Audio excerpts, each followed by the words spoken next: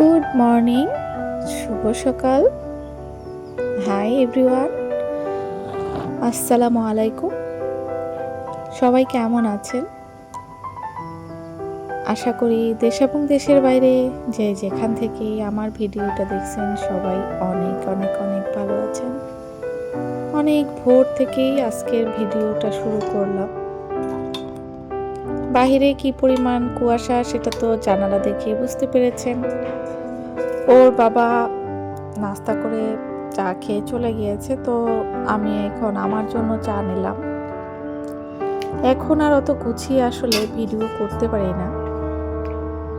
সব থেকে বড় কথা সেই অবসরটাই আমার নাই। আমি রাতে 3 থেকে 4 ঘন্টা ঘুমাতে পারি।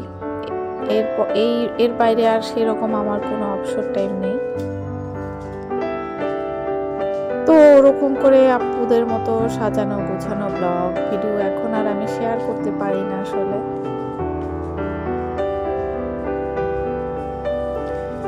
গতকাল এই রুমে বেশ নাড়াচাড়া হয়েছে ফার্নিচার, তো আমি একদিনে এখন আর কোনো কাজ কমপ্লিট করতে পারি না, আমার 2 দিন লেগে যায়।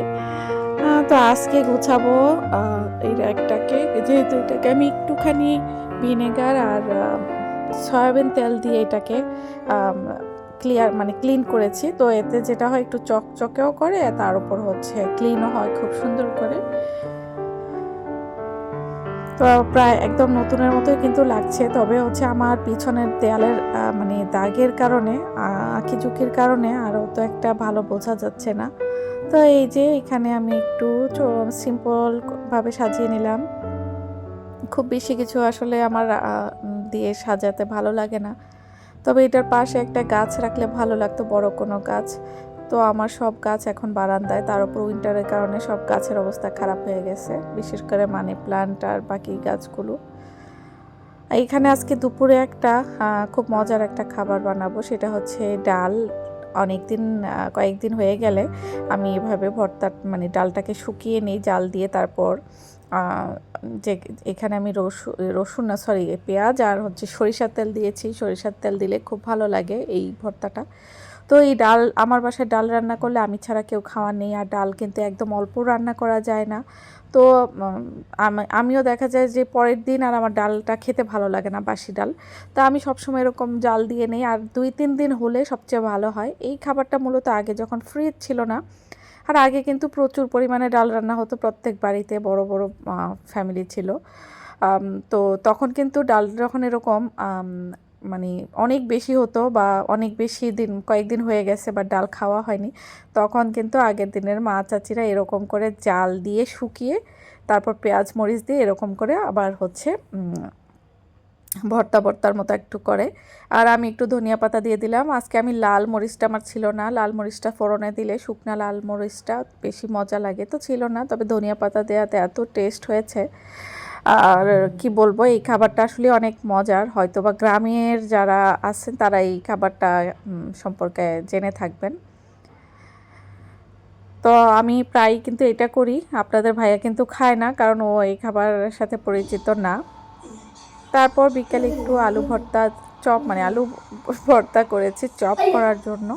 আর এখানে ধনিয়া পাতার পরিমাণ দেখতেই পাচ্ছেন, আর বুঝতে পারছেন যে আমি ধনিয়া পাতা কী পরিমাণ পছন্দ করি।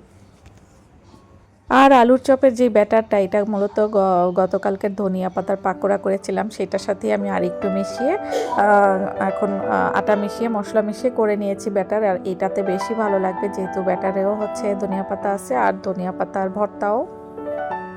আর নতুন আলু দিয়ে তো এরকম একটা চপ না খেলেই না, আমার খুবই পছন্দের।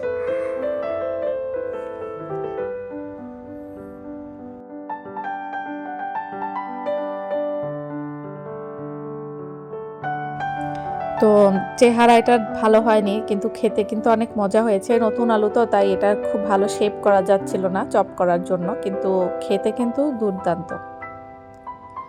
রাতে রান্না বসিয়ে দিয়েছি এখানে। আজকে রান্না করব হচ্ছে গিলা কলিজা ভুনা করব রাতের জন্য। তো তো এখানে আমি সব কিছু মশলা মিশিয়ে কষিয়ে নিয়েছি, আর আমি একদম গোটা মশলা দিইনি, শুধু পেঁয়াজ গোটার সব কিছুই কিন্তু ব্লেন্ড করা একদম গরম মশলা থেকে সব কিছুই। আর আমার ভিডিওটা এখন পর্যন্ত যারা যারা দেখছেন সবাইকে অনেক অনেক ধন্যবাদ জানাচ্ছি। আর যদি এখনও লাইক না করে থাকেন তাহলে লাইক করার অনুরোধ করছি। আপনাদের একটা লাইক আমার এই ভিডিওটাকে আরও কয়েকজনের কাছে পৌঁছে দিবে। তো যারা এই ভিডিওটা দেখবেন দয়া করে একটা লাইক করবেন। আর রান্না করার সময় কিন্তু রান্নাঘরের আশেপাশে এরকমই হয়, আমার মতো যাদের এরকম ছোট ছোট বিচ্ছু ছানা আছে আশেপাশে, তাদের আসলে রান্নাঘর কিন্তু আসলেই এত ক্লিন থাকে না, যেটা অনেক আপুদের রান্নাঘর দেখে তো আমি অবাকই হই। যদিও বা তারা হয়তো বা পারে, আমি হয়তো বা গুছিয়ে উঠতে পারি না, দুইটাই হবে। আর আমি যখনই রান্না করি আমার কিন্তু আশেপাশে আমার ছানাপোনারা ঘুরে আর সব কিছু এসে ধরে। আর রাইফ তো এখন রান্নাঘরে আসে না আমি রান্না করার সময়, তবে রাফসা এসে সব টেনে টেনে ফালাই দেয়। তো সেই কারণে যেটা হয় আমি খুব একটা মানে গুছিয়ে রাখতে পারি না। আর কলিজা গিলা ভুনাটা দেশি মুরগির যেহেতু ছিল, খেতে খুবই মজা হয়েছিল।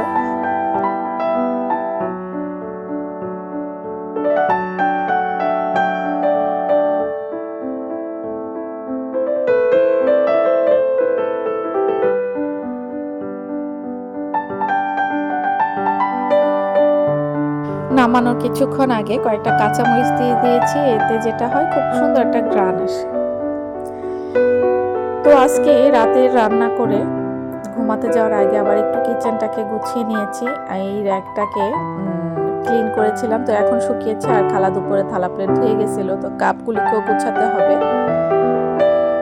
আসলে গৃহিণীদের সকাল দুপুর রাত সারাক্ষণে কিন্তু এরকম গোছ গাছ থাকে, রাতে না করলে অনেক সময় এটা সকালে অনেক বেশি হেক্টিক হয়ে যায়, একদম মাথার উপর দিয়ে যায় সব কাজ। তো এখানে আমার ছোট ছোট কিউট কিউট দুটো মাটির কাপ এগুলি রাখলাম। এটা মূলত এই র্যাকটাতে মূলত আমি চায়ের কাপ রাখি, আমাদের দুজনের টোনাটুনির সংসারে যতটুকু প্রয়োজন ততটুকুই রাখি। আর খুব সিম্পলভাবে আসলে আমি আমার লাইফটাকে লিড করতেছি, চেষ্টা করছি খুব বিলাসিতা আভিজাত্য না রাখারই চেষ্টা, যতটা মিনিমালিস্টভাবে চলা যায় আর কি। আর ভাড়া বাসায় না চাইলেই অনেক কিছু করা যায় না, করলেও এটা খুব প্রবলেম হয়ে যায় একটা সময়, কারণ কয়েক বছর পর পরই বাসা চেঞ্জ করার যে ঝামেলা।